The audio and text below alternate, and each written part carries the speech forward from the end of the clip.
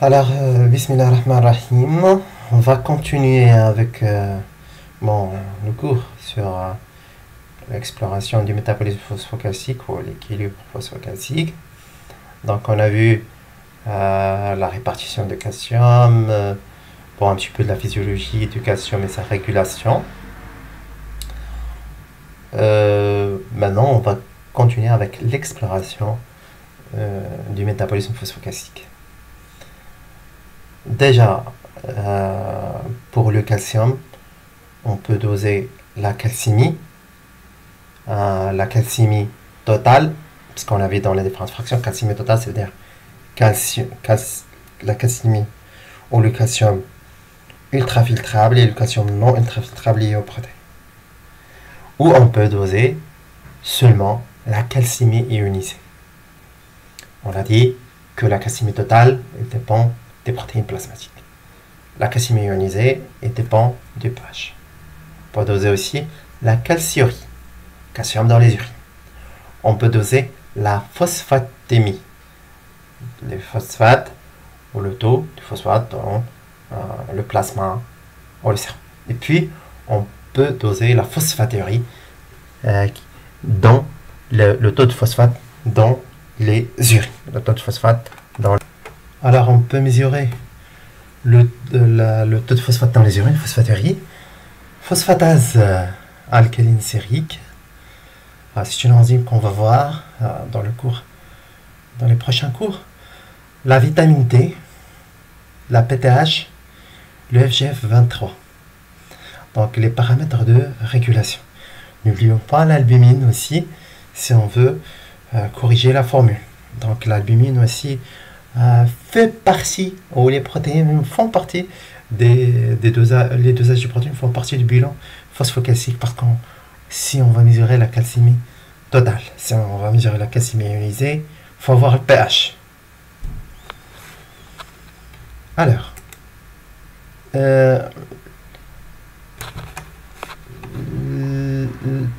on commence par la calcémie. Donc, pour la partie préanalytique,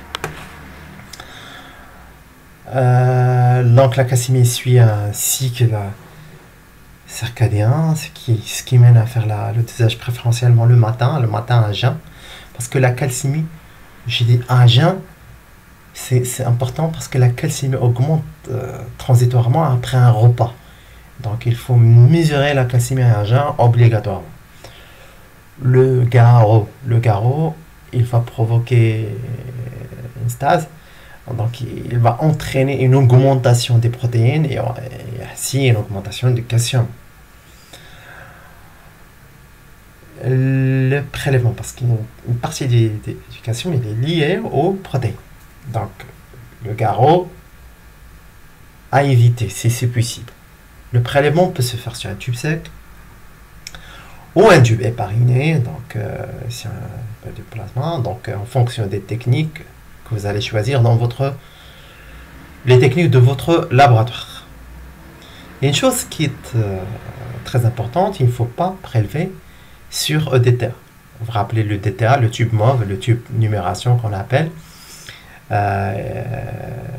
C'est un complexant des cations bivalents. C'est un complexant des cations bivalents comme citrate, C, et oxalate qui vont complexer le calcium. On ne peut rien doser. Donc, évitez les complexants de cations bivalents, le DTA, le citrate et oxalate qui vont complexer le calcium. C'est à éviter. D'accord. Pour les urines, pour la calciurie, on préfère les urines de 24 heures. Et ils doivent être recueillis sur des flacons en plastique en verre décalcifiés avec une solution d'acide chlorhydrique pour laver à l'eau d'ici. Alors, calcium total ou calcémie ionisée? Bien sûr, calcémie ionisée c'est mieux, si on peut le faire, c'est mieux. On a vu dans la partie physiologique que cette calcémie ionisée, il donne une idée sur la calcémie d'une manière fidèle. Et c'est elle qui va et c'est elle qui va impacter hein, la régulation. Et la régulation se fait sur la base du métabolisme calcique, se fait sur la base de la calcémie ionisée et sur le dos de la calcémie ionisée.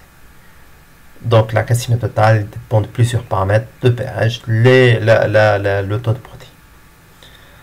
Calcémie ionisée, c'est en général matin à jeun. Le sang, on peut voir sang veineux, artériel, pas de problème, sérum au plasma. Bon, plasma, sérum tube sec, plasma, parinate de sodium ou parinate de lithium, d'héparine. Il doit être compensé en calcium en anaérobiose, d'accord, pour éviter l'augmentation de pH ou les variations de pH. Si on peut prélever et doser sur place, ce serait mieux. Le sang total, 15 minutes à température ambiante, 4 heures à 4 degrés. Le sérum au plasma, c'est 4 heures à température ambiante, 24 heures à 4 degrés. L'interférence, augmentation du pH par perte de CO2. Donc, non-respect des conditions d'anaérobiose, ce qui va provoquer ça. Voilà, il y a une diminution de pH par formation de lactate en général, si on va conserver du sang total à température ambiante. Voilà, respect de l'anaérobiose, c'est important pour la calcémie ionisée. Donc, une seringue qui est étanche à l'air, voilà, en anaérobiose. Et voilà, c'est les seringues en général qu'on utilise pour les gaz du sang. Et éliminer les bulles d'air et transport des échantillons à 4 degrés. Voilà, la calcémie totale, on vient d'en parler, donc c'est très simple. Température ambiante. Juste, il faut éviter les complexants de métaux qu'on appelle le déterral, les citrates et tout ça. Mais sinon, on a vu que c'est sans problème. Une interférence pour la calcémie totale, c'est juste là l'exercice musculaire et la stase veineuse qu'on avait. On va utiliser un garrot qu'on va mettre pendant voilà, longtemps hein, pour prélever. Voilà, et recommandation, donc c'est facile à doser. La partie préanalytique elle est très facile, donc il n'y a pas de recommandation. Au contraire, on a vu que il faut respecter l'anaérobiose, donc en prélèvement par des seringues étanches à l'air et vérifier qu'il n'y a pas de bulle d'air à l'intérieur. Voilà, il faut, pour la calcémie ionisée, il faut doser sur place et c'est possible, il ne faut pas attendre. Donc la partie préanalytique pour la calcémie ionisée, il est vraiment trop strict et en général difficile à réaliser, sauf si on utilise si on peut prélever le patient et sur place doser le calcium, ce serait mieux. Hein, c'est le cas de la biologie délocalisée, on a des appareils de dosage du calcium qui sont sur place.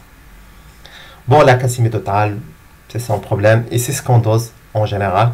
Donc, n'oubliez pas juste la correction par rapport aux protéines.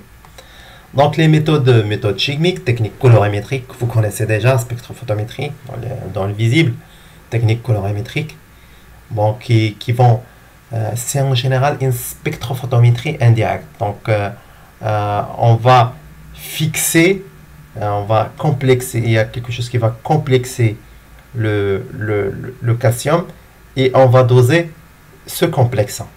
C'est en général, on dose le complexant pour avoir la concentration du calcium. C'est en général ce qu'on appelle une spectrophotométrie indirecte, une colorimétrie indirecte. Donc, il y en a plusieurs. Donc, on cite que l'orthochrysol-phtalaïne, par exemple, les formations d'un dérivé rouge qu'on voit, un rouge photométrable à 575 nanomètres. Vous connaissez déjà la spectrophotométrie. Donc on utilise, voilà, donc pour le dosage du calcium, spectrophotométrie indirecte. On utilise des complexants. Un dérivé dont la coloration est proportionnelle à la concentration du calcium puisqu'il va le complexer. Voilà. Mais la technique de référence pour le calcium, c'est la spectrophotométrie d'absorption atomique. C'est la méthode de référence. On utilise la longueur d'onde à 429,7 nanomètres. Les valeurs de la calcémie totale, ce qu'on va utiliser tout le temps, c'est la calcémie totale. 85 à 105 mg par litre. Nous, au Maroc, on utilise beaucoup le milligramme par litre, mais vous pouvez utiliser le millimol par litre. Donc, c'est 2,25, 2,60. Ici, vous trouvez en bas, je vous ai mis en bas ici voilà, les facteurs de conversion. Si vous avez le milligramme ou le millimol, donc vous pouvez à chaque fois convertir. D'accord. La calciurie en 150 à 250 mg par 24 heures. Voilà, c'est ce qu'on utilise. On utilise beaucoup le milligramme. On a dit qu'on dose la calcémie totale, et si on dose la calcémie totale, donc la calcémie ionisée, il n'y a pas de problème. Calcémie totale, on doit corriger. Et voilà, il faut savoir calculer, il faut savoir corriger la calcémie. Donc, c'est la concentration plasmatique de l'albumine en grammes par litre. On laisse l'albumine toujours en grammes par litre, en dose en général en grammes par litre. Et le calcium total mesuré en millimol par litre.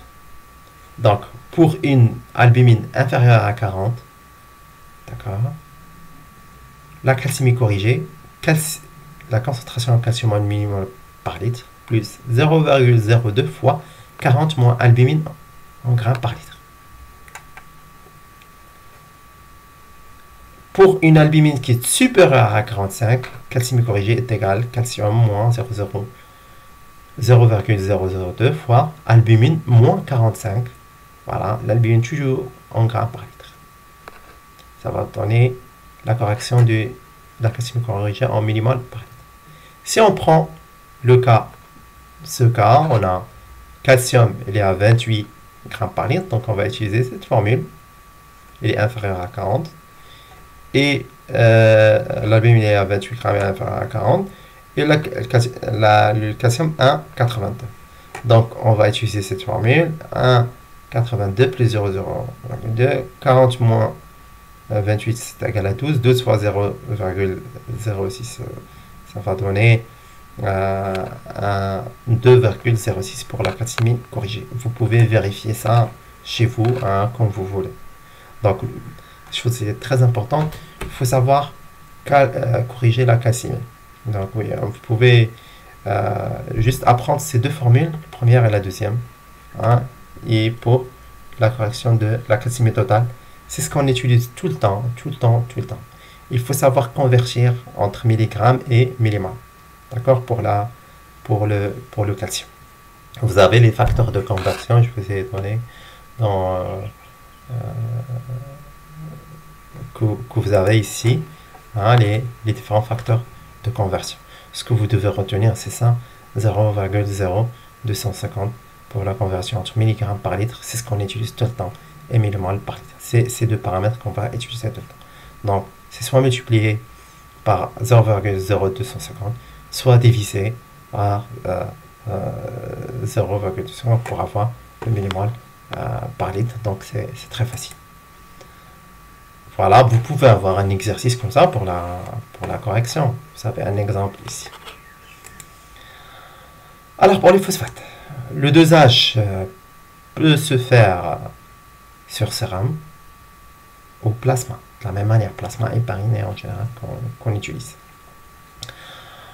Le prélèvement donc s'effectue le matin à jeun, au repos. L'exercice physique peut entraîner une augmentation de la phosphatémie. Donc, éviter l'exercice physique. Et dosage dans les 2 heures qui suivent le prélèvement. Maximum, c'est un maximum 2 heures qui suivent le prélèvement. Pour les urines, c'est de la même manière, c'est les urines de 24 heures qu'on demande. Alors, pour le dosage des phosphates, on utilise une méthode colorimétrique de la même manière que la calcémie. Ici, on utilise une technique encore ancienne qui utilise le molybdate comme agent complexant. Le molybdate c'est un complexant qui va complexer les phosphates. Il va donner la formation de phosphomolybdate. non réduit, et qui va se mesurer à 340. Voilà, c'est de la spectrophotométrie. C'est très facile. Les valeurs de la phosphate émis, en général, en 30 à 40 mg par litre. Voilà. Et chez l'enfant, 40 à 60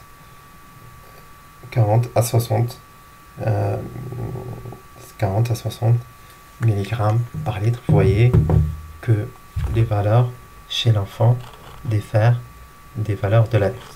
D'accord? Aussi, il faut savoir, il faut connaître les facteurs de conversion, d'accord? Du milligramme par litre au millimole par litre. Les milligrammes par litre pour litre. Donc, les urines, en général, de 24 heures, les valeurs sont entre 300 à 800 mg, mais en général, par 24 heures, peu d'intérêt, puisqu'il dépend largement du régime alimentaire et ce que la personne va manger.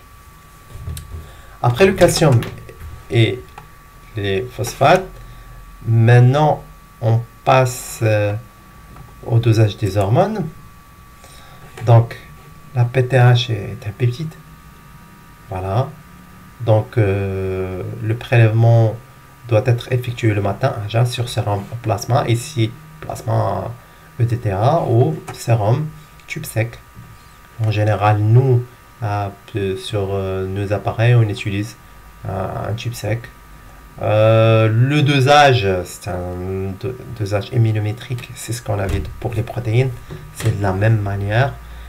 C'est toujours un anticorps fixé, puis la protéine va se fixer sur le premier anticorps, et un anticorps va la prendre en sandwich, va prendre la protéine en sandwich, c'est un anticorps marqué, et on va doser le marquage.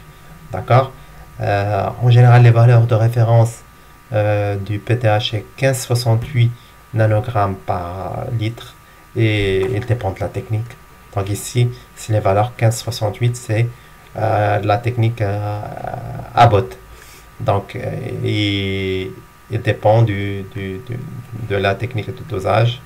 Donc, à titre indicatif, je vous donne les valeurs de référence 15,68 nanogrammes par litre. En général, je ne vous demande pas d'apprendre les valeurs de référence.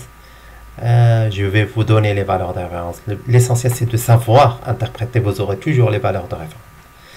Donc, en post-analytique, donc les valeurs de la PTH varient en fonction d'un rythme circadien, présente un maximum pendant la nuit. Donc, on dose toujours le matin à jeun.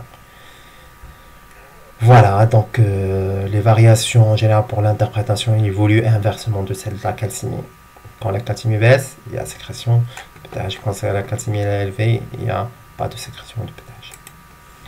Alors, vous vous rappelez, il y a la partie N-terminale, il y a la partie C-terminale.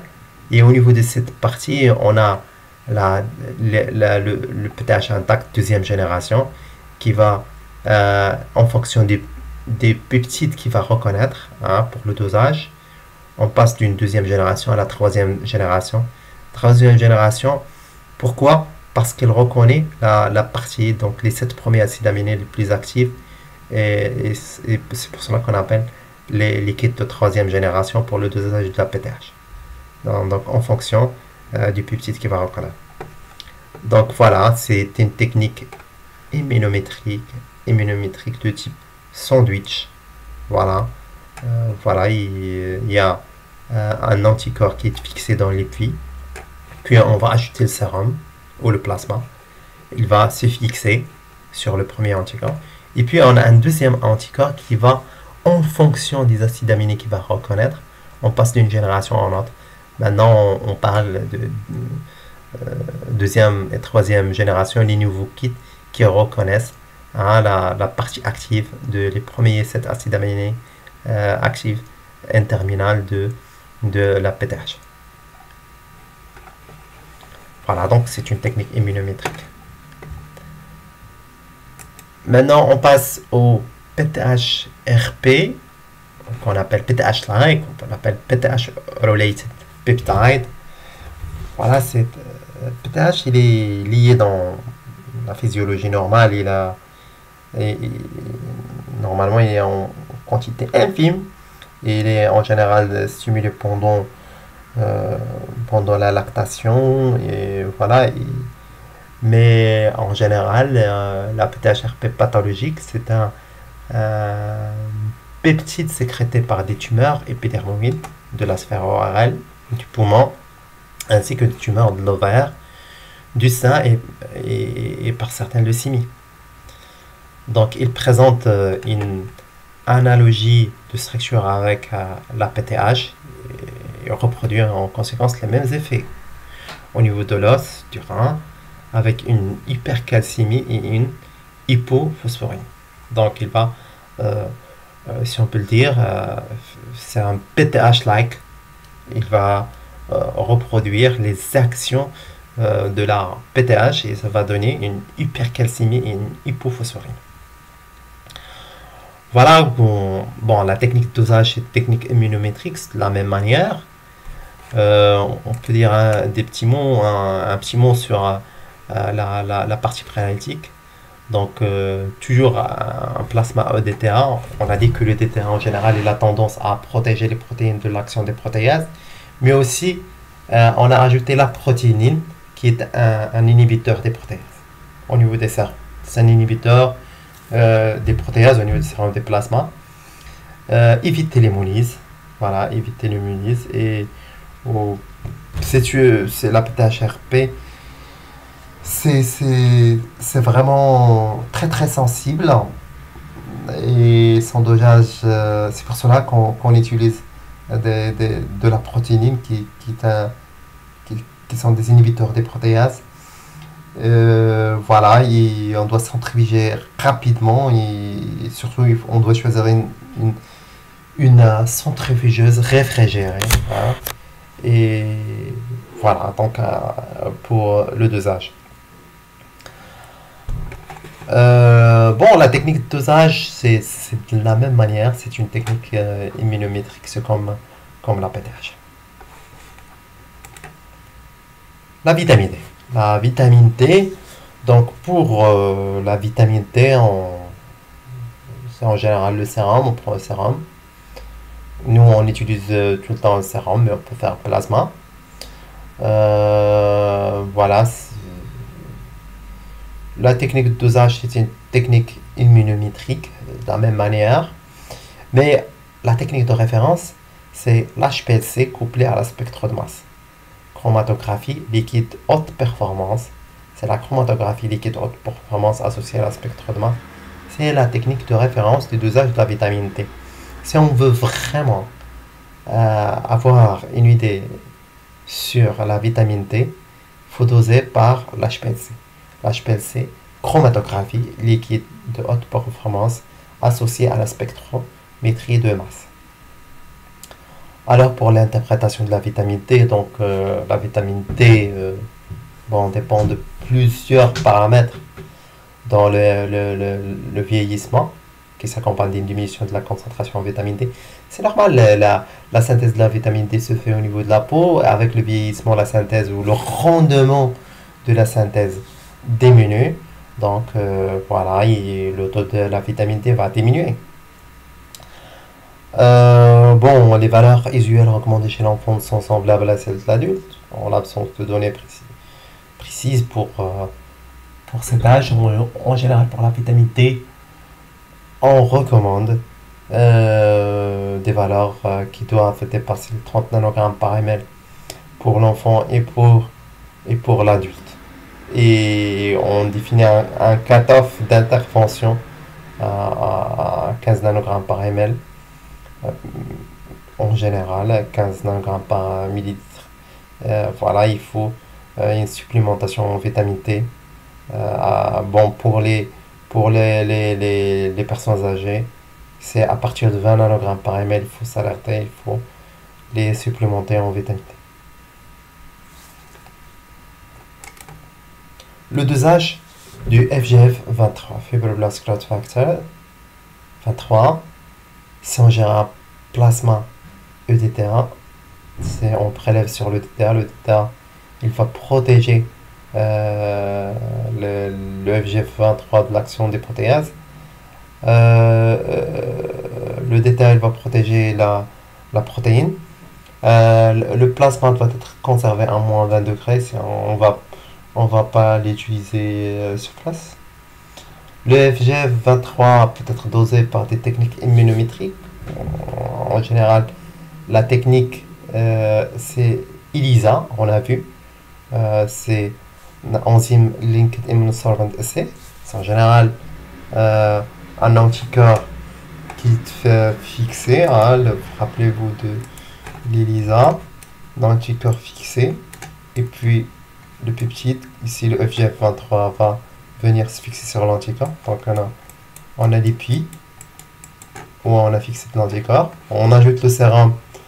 Le FGF23 va se fixer sur cet anticorps anti-FGF23 et on va ajouter un deuxième anticorps et voilà, qui est marqué par une enzyme, d'accord, qui est marqué par une enzyme, et on ajoute un substrat qui va donner le produit. Voilà, et en fonction de la densité optique, voilà, des produits, on peut mesurer la concentration des FGF23. Donc la concentration en FGF23 suit un rythme nectaméral, on prélève toujours le matin, avec un nadir vers minuit et un maximum en début de matinée.